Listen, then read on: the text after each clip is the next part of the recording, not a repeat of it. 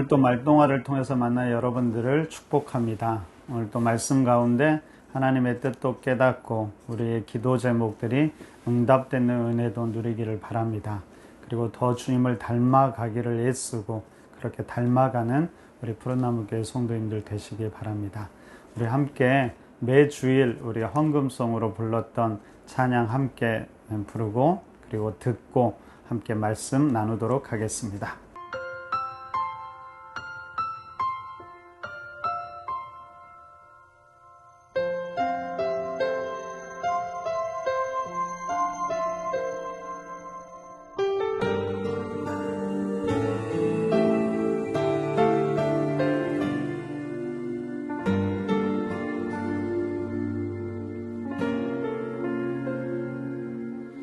나의 모습 나의 소유 주님 앞에 모두 드립니다. 모든 아픔 모든 기쁨 내 모든 눈물 받아주소서. 나의 생명을 드리니 주 영광 위하여 사용하옵소서. 내가 사는 날 동안에 주를 찬양하며 기쁨의 제물 되리. 나를 받아주소서.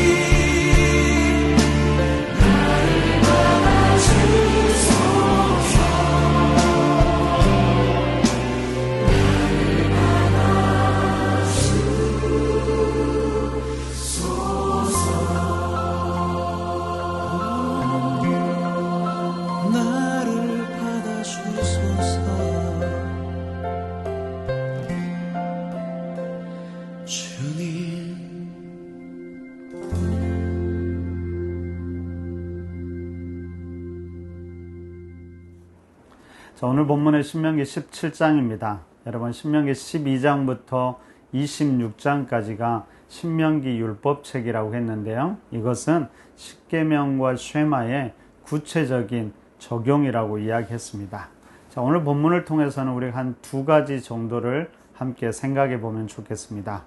자, 먼저는 가증하다라는 말을 우리가 깊이 한번 생각해 보면 좋을 것 같습니다. 여러분, 여호와께서 가증히 여기는 것이 무엇인지 오늘 본문이 이야기하는데요. 그럼 먼저 이 가증하다라는 것은 몹시 싫어하고 구역질이 날 정도로 혐오하다라는 것이지요. 오늘 1절에서 이렇게 이야기합니다. 흠이나 악질이 있는 소와 양은 아무것도 내 하나님 여호와께 드리지 말지니 이는 내 하나님 여호와께 가증한 것이 됨이니라. 흠이나 악질이 있는 재물을 하나님께 드리는 것, 그 행위가 가증하다라는 것입니다. 물론 여러분, 이 재물뿐만 아니라 그의 행위가 가증한데 그건 왜 그럴까요? 그것은 바로 하나님이 완전하신 분이기 때문입니다. 그래서 완전하다는 것은 온전함과 거룩함을 함께 포함한 말입니다. 그렇기 때문에 하나님은 온전한 재물을 받기 원하시지요. 근데 여러분, 재물만이 아닙니다. 우리가 우리 자신을 드릴 때, 우리의 시간을 드리고 우리의 헌신을 드릴 때도 마찬가지입니다. 흠없이 온전하게 드려야 합니다. 말씀드렸듯이 이때 중요한 것은 재물 자체도 중요하지만 우리의 삶의 태도, 드리는 방식 또한 중요하다는 사실을 우리가 잊지 않았으면 좋겠습니다. 그래서 3절에서는 하나님 외에 다른 신들 우상을 섬기는 것도 가증하다라고 이야기하고요. 12절에서는 하나님을 믿지만 여전히 무법하게 행하고 말씀을 듣지 않는 것을 가증하다라고 이야기합니다.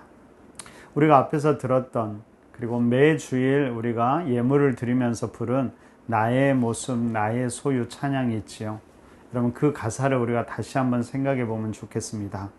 나의 모습, 나의 소유, 주님 앞에 모두 드립니다. 모든 아픔, 모든 기쁨, 내 모든 눈물 받아주소서. 나의 생명을 드리니 주 영광 위하여 사용하옵소서. 내가 사는 날 동안에 주를 찬양하며 기쁨의 제물들이 나를 받아주소서. 여러분, 우리가 이 찬양을 부르면서 하나님께 올려드리는 결단과 헌신은 우리의 생명까지 주님께 제물로 드리오니 그것을 받아달라는 고백이죠. 여러분, 이 고백대로 우리 자신이 제물이 되어 우리의 태도와 자세까지도 하나님께 온전히 드림이 필요하다는 것입니다. 여러분, 성경은 가증한 일을 행한 자를 반드시 죽일 것을 명하는데요. 여러분, 한번 생각해 보십시오. 왜 그럴까요? 그것은 바로 죄와 악의 전염성 때문이죠. 우리가 코로나를 겪으면서 한 사람이 얼마나 많은 감염자를 만들어내는지를 직접 보고 경험하게 되었습니다.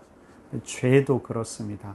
전염성이 강하며 공동체를 심각하게 병들게 합니다. 그럼에도 불구하고 현대인들은 죄를 너무나 개인적으로 생각하고 가볍게 생각하는 경향이 있습니다. 이 정도야 뭐. 하지만 여러분, 이런 것들이 나뿐만이 아니라 우리의 가정과 공동체, 이 땅을 병들게 할 수 있습니다. 그래서 구약은 그냥 말 그대로 죽여서라도 그 죄를 반드시 해결하라고 하지요.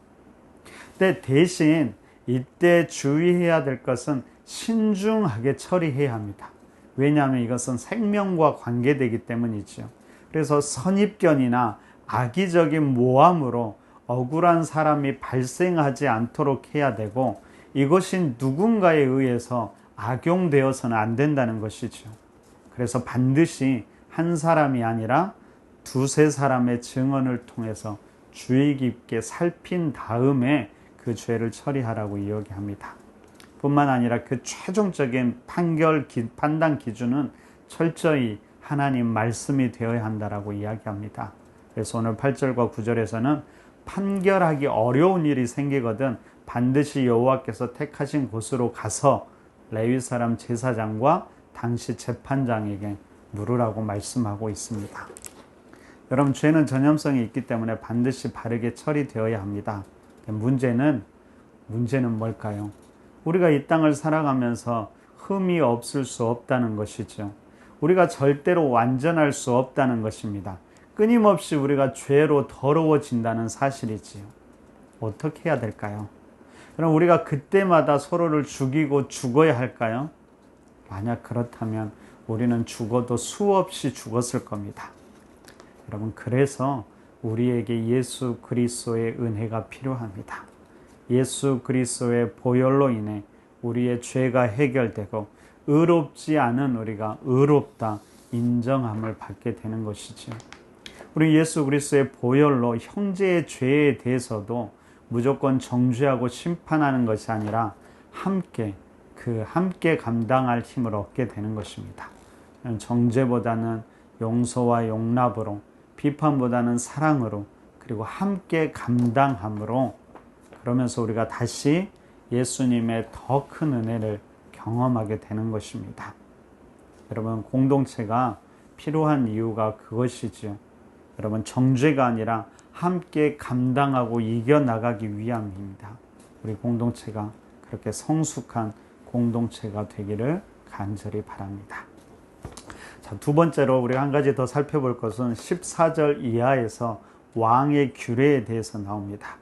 여러분, 이게 단순하게 왕으로 생각하지 마시고 현대인들, 리더자들의 규례로 생각해 보면 좋을 것 같습니다. 오늘 본문에는 왕이 많이 두지 말아야 될 것 세 가지와 반드시 가까이 두어야 될 것 한 가지에 대해서 이야기합니다. 많이 두지 말아야 될 것은 아내이고 병마이고 은금이죠. 그러면 이런 것들의 문제가 뭘까요? 그럼 그 자체로는 이런 것들이 악이 아닙니다. 그 자체는 문제가 아닌데, 문제는 이러한 것이 왕의 욕망을 부추길 수 있다는 것이죠. 더 큰 문제는 이러한 것이 왕의 관심을 빼앗을 수 있다는 것입니다. 그럼 왕이 관심을 두어야 될 게 무엇일까요? 그것은 하나님의 뜻이고 그에게 맡겨진 백성들에게 그의 관심을 두어야 합니다. 그런데 아내나 병마, 은금은 이러한 것들을 관심을 빼앗기 너무 쉬운 것들입니다. 조금만 더 욕심을 가져도 그곳에서 헤어나오기가 쉽지 않은 것이지요. 그래서 결국에는 우리를 죄로 물들게 할 것입니다. 이것이 죄는 아니지만 우리의 관심과 욕망을 부추겨서 죄로 이끌어 갈 수 있다는 사실을 우리는 기억해야 됩니다. 그래서 여러분, 아예 갖지 말라는 것이 아니라 많이 두지 말라는 것은 적당하게 만족할 줄 알아야 한다는 것입니다. 그래서 오늘 하나님께서는 대신 율법서를 가까이 하면서 하나님의 뜻을 깨닫고 우리를 절제해 나가기를 원하고 계십니다. 그럼 18절부터 20절을 다시 한번 읽어보겠습니다. 그가 왕위에 오르거든 이 율법서의 등사본을 레위 사람 제사장 앞에서 책에 기록하여 평생에 자기 옆에 두고 읽어 그의 하나님 여호와 경외하기를 배우며 이 율법의 모든 말과 이 규례를 지켜 행할 것이라. 그리하면 그의 마음이 그의 형제 위에 교만하지 아니하고 이 명령에서 떠나 좌로나 우로나 치우치지 아니하리니 이스라엘 중에서 그와 그의 자손이 왕위에 있는 날이 장구하리라.